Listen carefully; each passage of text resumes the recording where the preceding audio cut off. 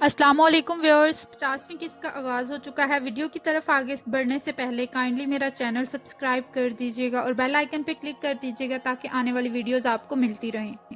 تو بڑھتے ہیں آج کے ایپیسوڈ کی طرف۔ ارطغرل بمسی کو کہتا ہے کہ تم حاجہ توریان اور دنگرل سے ملو گے اور ان کو کہو گے کہ تم کارا چائسر کے سب سے طاقتور ترین تاجر بنو گے، اور ہلینا کو بتاؤ کہ مجھے ویسلوس پہ شک ہے، اور یہ میں اس لیے کہہ رہا ہوں کیونکہ میں اس کے بابا کی بہت عزت کرتا تھا، اور یہ سونا لے جاؤ، یہ تم حاجہ توریان اور دنگرل کو دینا۔ اتنے میں عبد الرحمن اجازت لے کر اندر آتا ہے اور وہ بتاتا ہے کہ قلعے سے خبر آئی ہے، باتوہان قلعے آیا تھا اور اس کی ملاقات یقیناً ویسلوس سے ہوئی ہے، اور ویسلوس نے کچھ لوگ باتوہان کا پیچھا کروانے کے لیے بھیجے ہیں۔ ارطغرل پریشان ہو جاتا ہے۔ اس کے بعد دوسری طرف غار کا منظر شروع ہوتا ہے جہاں پہ اسلحان قید ہوتی ہے۔ اسلحان اکیلی پریشان بیٹھی ہوتی ہے، اتنے میں بوگائے وہاں پر آتا ہے۔ اسلحان کہتی ہے شکر ہے بوگائے تم نے مجھے ڈھونڈ لیا ہے۔ اتنے میں باتوہان وہاں آ جاتا ہے اور وہ باتوہان کو بتاتا ہے کہ مجھے اسلحان کو ڈھونڈنے کے لیے بھیجا گیا ہے۔ باتوہان اس کو سونے کے سکے دیتا ہے اور کہتا ہے کہ مجھے اورال اور آلیار چاہیے، میں ان کا کام تمام کرنا چاہتا ہوں۔ اسلحان کہتی ہے تو تم بھی اس گٹیا انسان کے ساتھ مل گئے ہو۔ اس کے بعد باتوہان اسلحان کا رومال نکالتا ہے اور اس کو بوگائے سے کہتا ہے کہ یہ تم اورال اور آلیار کو دینا۔ اپنی ہتھیلی کو کاٹ کر کچھ خون لگا کر وہ بوگائے کو دے دیتا ہے اور بوگائے وہاں سے چلا جاتا ہے۔ اس کے بعد دوسری طرف جاودار قبیلے کا منظر شروع ہوتا ہے۔ آلیار چولپان سے کہتا ہے کہ وہ اسلحان کو اس طرح سے حاصل کرے گا، اگر وہ دوسری طرح سے حاصل نہیں کر سکا تو۔ چولپان کہتی ہے کہ وہ آپ کے بارے میں سب کچھ جانتا ہے۔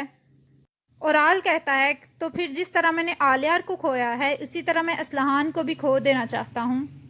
اس کے بعد دوسری طرف کائی قبیلے کا منظر شروع ہوتا ہے۔ ارطغرل حلیمہ بیٹھے ہوتے ہیں۔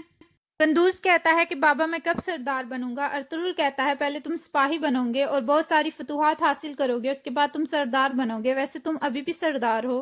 حلیمہ اور حائمہ خاتون ہنستی ہیں۔ گندوز کہتا ہے میں بہت سارا دہی کھاؤں گا اور میں جلدی بڑا ہوں گا اور پھر میں ایک سپاہی بنوں گا۔ حائمہ خاتون کہتی ہیں دیکھو تو اس کی زبان کتنی لمبی ہے۔ اتنے میں عبد الرحمن آ جاتا ہے۔ وہ کہتا ہے کہ جاودار قبیلے سے ایک قاصد آیا ہے بھائی۔ ارطغرل کہتا ہے اسے اندر بھیجو۔ وہ قاصد بتاتا ہے کہ اسلحان خاتون کل سے غائب ہیں اور آلیار بھائی چاہتے ہیں کہ اس کے لیے آپ مدد کریں۔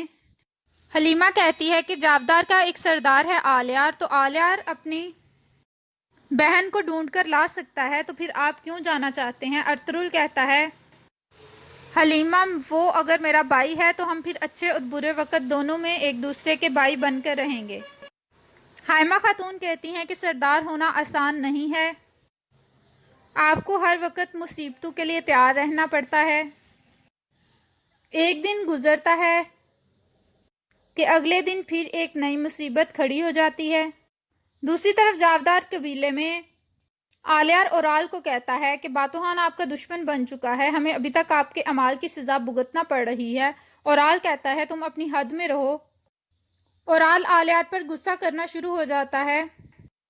آلیار کہتا ہے جس طرح کی آپ کی سوچ تھی اسی طرح کہ آپ نے اپنے سپاہی پالے ہوئے ہیں، آخر کب ہمیں آپ کی تمام مصیبتوں سے چھٹکارا ملے گا؟ اتنے میں آلیار پر اورال اپنی تلوار اٹھانے لگتا ہے کہ باتوہان خنجر لے کر اورال پہ چڑھائی کر دیتا ہے۔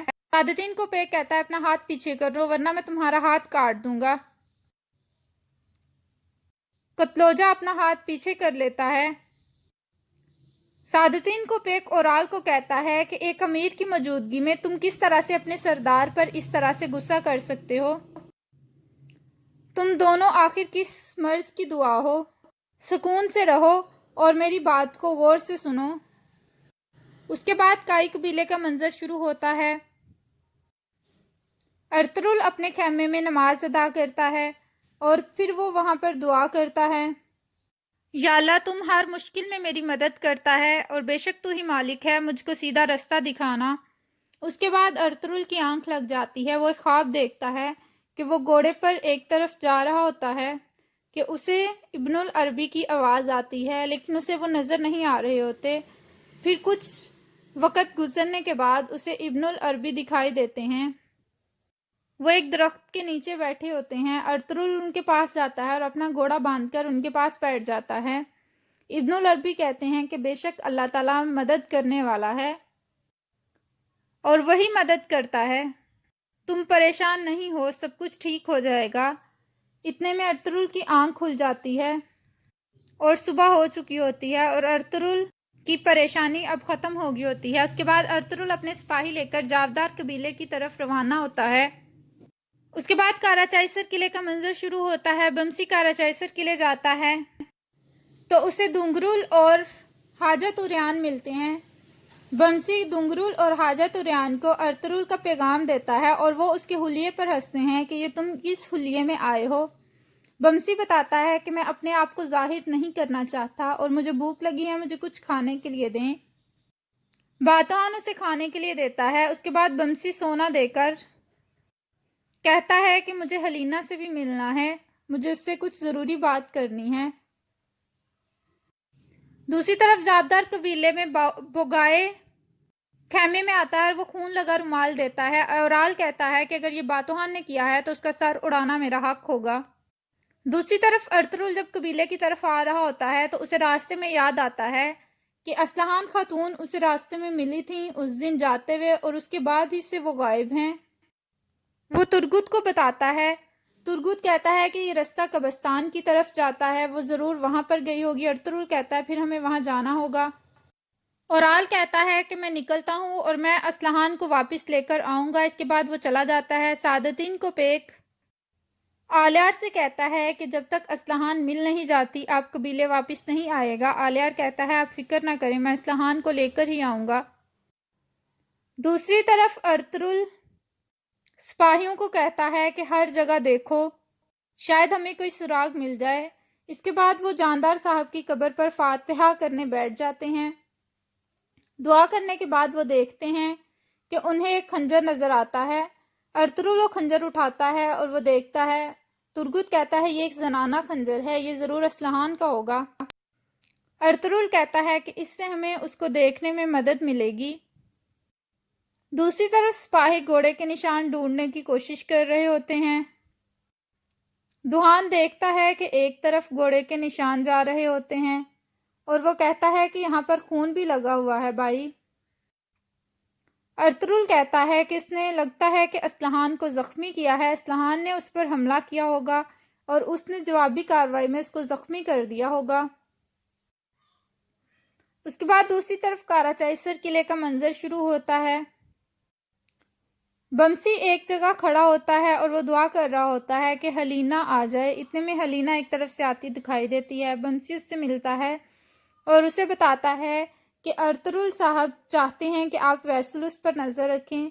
وہ اس لیے چاہتے ہیں کیونکہ وہ آپ کے بابا کی عزت کرتے ہیں اور ان کو اس پر شک ہے۔ دوسری طرف سپاہی سعادتین کو بتاتا ہے کہ ارطغرل صاحب آئے ہیں۔ ارطغرل خیمے میں داخل ہوتا ہے۔ ارطغرل کو سعادتین بتاتا ہے کہ اورال اور آلیار کو یہ خون لگا رومال ملا ہے اور وہ اسے دیکھنے گئے ہیں۔ ارطغرل بتاتا ہے کہ مجھے یہ خنجر ملا ہے، شاید وہ اپنے بابا کی قبر پر گئی تھی۔ یہ رومال کس نے دیا ہے؟ سعادتین بتاتا ہے کہ یہ بوگائے نے دیا ہے۔ ارطغرل کہتا ہے کہ اگر وہ دونوں گئے ہیں، دونوں کو اس نے بلایا ہے تو یہ ضرور ایک جال ہوگا، مجھے اس کی مدد کرنے کے لیے نکلنا ہوگا۔ دوسری طرف اسلحان غار میں کوشش کر رہی ہوتی ہے کہ رسی کھل جائے۔ اس کے بعد کاراچائسر قلعے کا منظر شروع ہوتا ہے۔ ایک سپاہی آتا ہے اور وہ بتاتا ہے حلینا کو ایک ترک کے ساتھ دیکھا ہے۔ ویسلس کہتا ہے کہ اسے بلاؤ یہاں پر۔ دوسری طرف آلیار اپنے سپاہیوں کو لے کر اس جگہ چلا جاتا ہے اور اورال بھی وہاں پر جا کر چھپ جاتا ہے۔ بوگائے بھی ان کے ساتھ ہوتا ہے اور یہاں پر اس قسط کا اختتام ہوتا ہے۔ ویڈیو پسند آئے تو لائک کریے گا، کمنٹ کر کے بتائیے گا کیسی لگی ایپیسوڈ۔ ملتے ہیں اگلی ایپیسوڈ میں۔ تھینک یو، اللہ حافظ۔